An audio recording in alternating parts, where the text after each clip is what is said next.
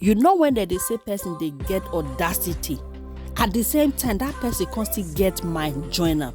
Na im be wetin I get for this video. The way I take get belief, faith, hope in this my freezer, if I get those strength in my content creating, my people, believe me, I for don go far. I for don dey chop money like say tomorrow not dey. Money go for don be water for my area, for my side. The energy and strength when I put stay watch this my freezer, my people, if I get her for my content creating, lie to lie, I for don make am. Tell me why I go carry myself go market, go buy things like meat, fish, and I know say I don't get space for inside freezer. Not be say I get another freezer, no, na only this one I dey see for years, so na im be waiting I get. Una dey see at this freezer full now, my people. In the next video, I go dey show una everything when I carry myself go market, go buy when you want enter this freezer. Despite say the freezer don already full. Make we just stay calm, make we watch the end of this video. Una go see wetin happen.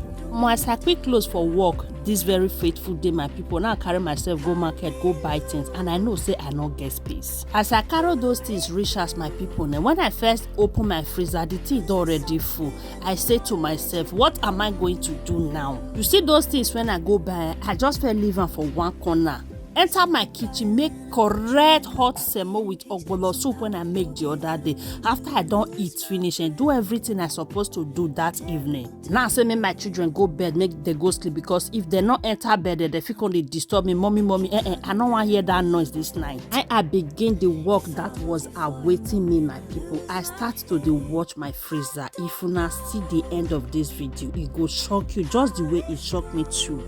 I don't know either now let me one this thing they do. No, sometimes I go dey feel say I don't get anything for inside my freezer. If I just enter supermarket like this, and that's why I go just dey carry the bye. In my next video, my people, I go show una the prawn when I see for inside this my freezer, when I no even know say it dey exist in my house. Now don't they see the result now small share. Una see this freezer when it be like say wetin person not just understand for the beginning of this video. The finest don't they come out one after the other. Don't finish wash our freezer now. Oh yeah, now may we start to arrange all the arrangeable something we need to arrange in our freezer.